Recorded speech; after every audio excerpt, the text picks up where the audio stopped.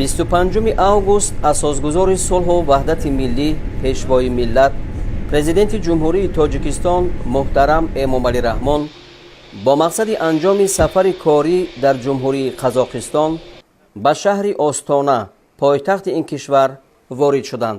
Бо нишони эҳтироми баланд ва самимияти хос, меҳмони олиқадр президенти мамлакат муҳтарам Эмомалӣ Раҳмонро президенти ҷумҳурии Қазоқистон муҳтарам Қосимҷомарт Токаев гарму самимӣ истиқбол гирифтанд.